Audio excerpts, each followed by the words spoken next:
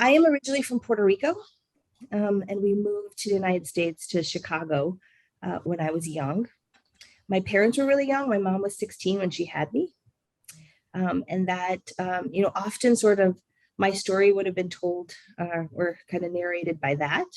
But my parents were really, really special. So they didn't have a high school degree, and they didn't go to college, but they were very, very big believers and readers of authors that did positive thinking and goal setting, which is a little bit random for young people, but they really believed very strongly in the power of setting a goal and getting yourself there and believing that you can do it.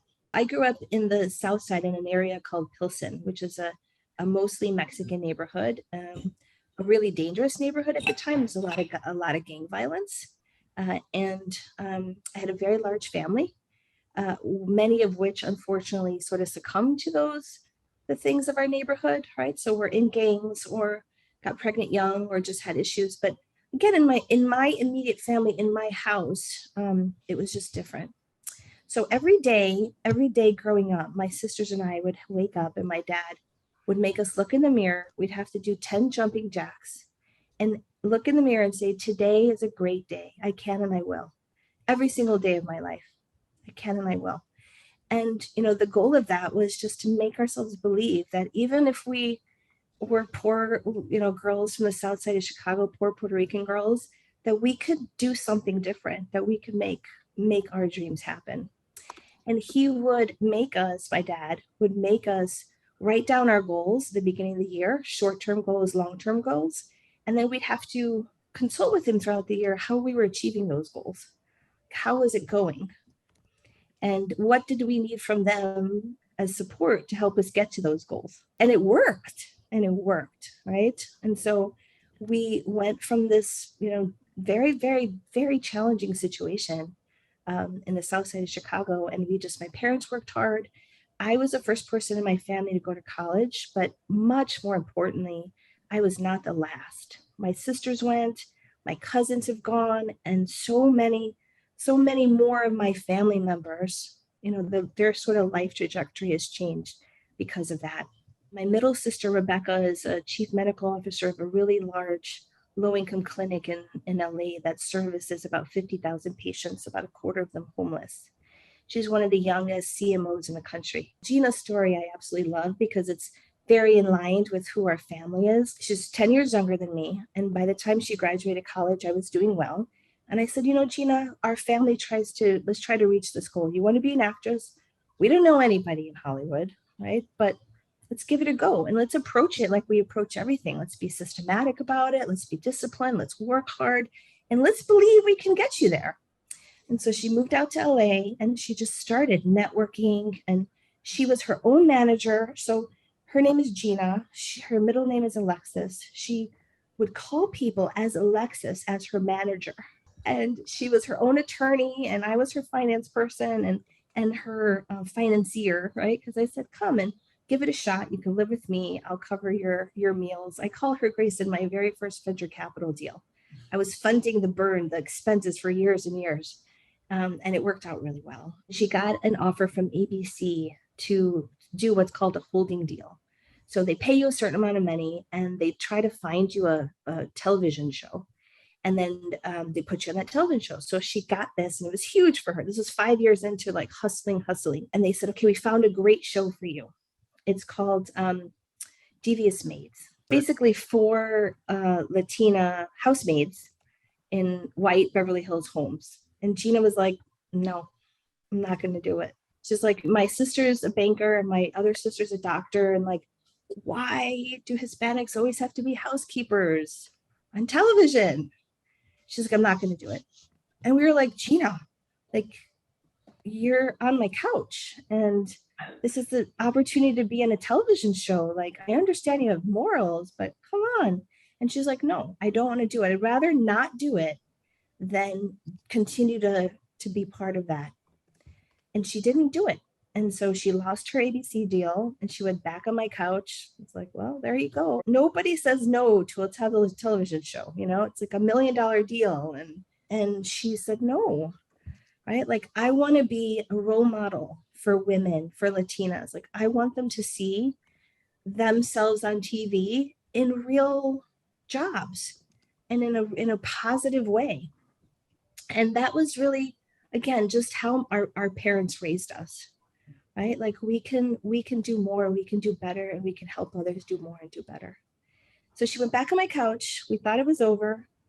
And then a year later, she gets the role on Jane the Virgin, which is a great role, right? She was a teacher and she worked hard to be more, and she was going to masters. And, you know, it's a lot of telenovela drama, but it was a really great role and it was wonderful. And she totally broke the stereotype and she did fantastically. And she did it completely with her values aligned, right? It's when values matter, it's when they're actually put to the test. What really motivates us is seeing women of color, people of color, succeed, have opportunities. The events of recent weeks and recent years show like it's still a really, really challenging place to live if you're a person of color and a woman. It's important to have these conversations and to do what we can to change those. You know, my story is once I graduated college, I went to Wall Street and I had no idea what that was. And the professor was like, I think you're bright and I think you'd be great in investment banking. And I was like, wonderful. But I don't know what that is and I don't know how to get there. And he actually paid my flight to go to interview at Salomon Brothers, which is like a very notorious investment bank in the 90s. The first night was a dinner and we went to sushi and I had never seen sushi. And they put in front of me this big bowl of green mush, which I thought was guacamole. So I go and I take a big scoop. I'm like, well, this is not guacamole. And I go running to the bathroom and I'm just crying, thinking like, I don't belong here. I'm in my like JCPenney suit and my Payless shoes with all these people in Brook Brothers outfits. And I don't know what sushi is. Like, why do people eat raw fish? And what is this thing I just ate that made me cry? But I gathered my courage and I went back to that table. And the next day I have the interview and I'm interviewing with this person. And at the time, those interviews, they called them stress interviews. They were really mean to you and they try to make you cry and they try to break you. The theory was it was a really tough job. It was 100-hour weeks and overnights, and you'd have to do whatever people asked you to do, and you had to be really tough. It was so funny. I thought, what are these people doing? One of the partners asked me a question and I answered it, and he said, well, I can answer far better than that. And I was like, well, if you can't, then I don't want to work for you. What am I going to learn? And he was like, you're hired. I was like, okay, I take it. Like whatever the job is, I take it. And so that I started working at Salomon Brothers, and it was really crazy. It was crazy. There's 100 people in the class. There were 4 women. There was 1 black guy. I think there was like 1 or 2 Asians and me, and that's it. And everybody came from Harvard and Yale. And I realized starting then that like I was just as good or better than everybody else. Like they didn't have anything on me, even though they wanted to make me think I did. And they still try to make me think that way, right? I still sometimes walk into a boardroom and they ask me for coffee, right? Still to this day. It was just a crazy experience of just sexism and racism to like an extreme. Like it's funny to me now thinking back on what people think they were able to get away with back then. I mean, this is only 25 years ago, but it really was just a crazy environment where people just thought they can get away with anything, that they could do anything. They could treat you in any way and that you'd have to put up with it. And you did, right? Like the amount of harassment I received was just crazy. It was just crazy. But I thought, okay, I'm going to get through this. I'm tough and I'm strong and I'm just going to get through it. But I thought to myself, there just has to be a better way to do this, right? I said, at some point, I want to have a firm that just looks different and acts different and operates different and has different values. And from then I started and just moved towards that path to try to create my own firm. Fast forward, I spent 15 years kind of grinding through other firms, and I went to Harvard for my MBA, which was a big deal for me. I remember walking around Harvard being like, I'm at Harvard, and I was grateful for that experience. What I experienced was a lot of capitalism. It's a big theory in finance, right? And it was actually out of places like Harvard, that the only people that matter are the people that own the business. And the only thing that you do is make profit. I would argue the majority of companies still operate that way, that all that matters is the bottom line, and the employees don't matter, and the customers don't matter, and the communities you operate and your suppliers, all that matters is profit. And I think that's what struck me the most, Grayson, was that that was a big operating model, and we would have conversations, and it was very clear that my colleagues were going to go out in the world and run businesses with that frame of mind. Again, that shaped me, because I thought, no, that's not all that matters. Come on, right? Like, and you can't possibly maximize your profitability if you don't take care of your employees. And there are a lot of important shareholders and stakeholders in a company, including your employees, and they matter, right? Their growth matters. But that is not the modum operatus of the majority of our country. And you could see it coming out of business schools where, I don't know, I think I read the last time 70% of major CEOs come from 3 universities like Harvard, Stanford, and Yale. And they're coming from learning that. The research shows that diverse opinions around the table produce better results. So people know that that's the right answer, Grayson, but they don't believe it in their hearts, and they don't really operate with that. And so it's empty. And that's what you see across America's businesses, right? Like empty promises to their employees and empty promises to their communities. And I think when you do act on it and execute in an authentic way, wow, your results are tremendous, like PDM, right? Yeah. Like it happens because there is a very authentic execution of that principle, that everybody matters in the company, all the shareholders. And that's exactly how you get the return, like the kind of returns that you saw and that you don't see very often. Investment management is a $70 trillion industry in the US, right? $70 trillion of capital gets allocated. And that means that capital has to go somewhere, has to go to companies like PDM, has to go to large companies, small companies, has to go somewhere. And of that $70 trillion, only 1% is managed by women or people of color. I mean, just let that sink in for a second, right? Like 99% of the capital is managed by non-diverse men.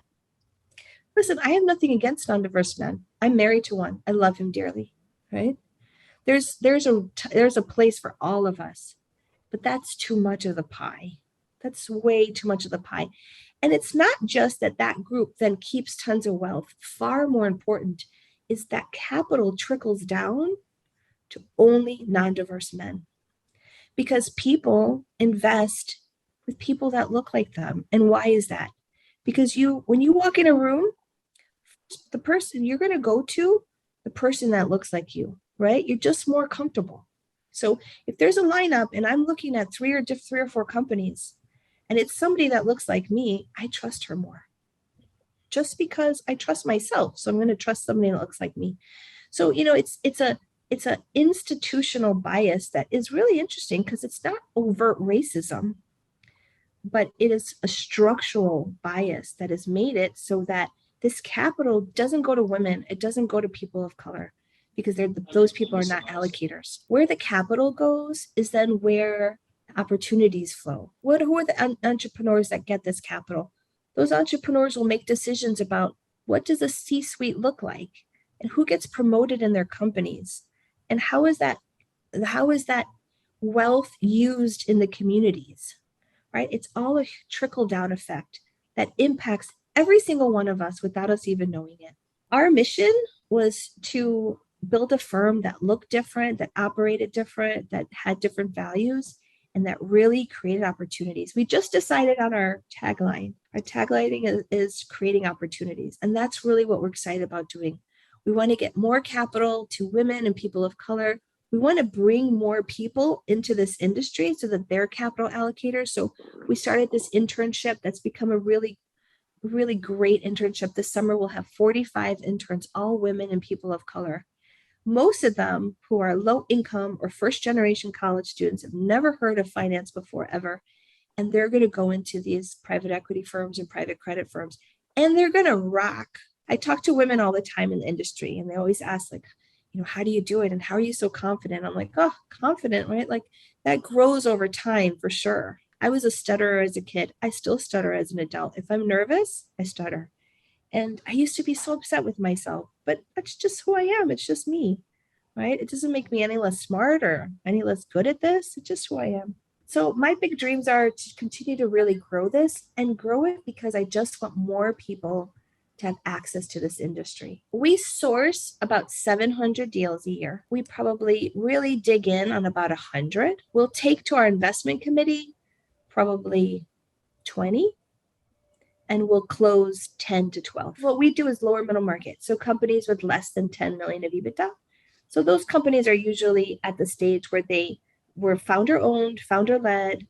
Maybe there's been one generational move, maybe a son is running it, but usually it's the original founder, which are the companies we love. Like those are the companies we love. So for us, if we said we're only going to invest in companies led by women or people of color, we would have nothing to invest in. So we've taken a much more comprehensive approach. We want to invest in people that will make change because we need all advocates. We need all partners. That's the only way that we make real progress. What we want to see is companies that will bring women and people of color into their C-suite, into their boards, that really, really promote women and people of color in the communities and their employees. That's the influence and impact. We can't just say just women-owned companies because we'd have nothing to invest in. There's absolutely been progress. When I started my career, as I talked about, the things that I put up with, you ladies would never put up with in a million years. And I'm proud of that. So that's huge progress. I think that there are a lot more people that are serious about it, right? Like we need thousands of more Graysons, but we've got some, right? And more kind of every year. So slow progress is my answer, Grayson. Not enough. And I want to see it faster. And that's why I dedicate most of my days to that. My biggest takeaway is that I can do this business really well. And that there's nothing that is going to stop me or anybody that looks like me. But it took a long time to learn, Emma, right? Like I wasn't always sure of that. And I think that that's one of the best things that we can give young people. The belief and the confidence that they really could achieve so much, right? You could achieve so much. There's so much to do. There's so much inequality. There's so much injustice. But if everybody leans into their superpower, to what they can do well in life, to the person or people or community that they can impact, wow, what a difference all of us together would make. You just lean into what you're good at, what you can do, what you can change.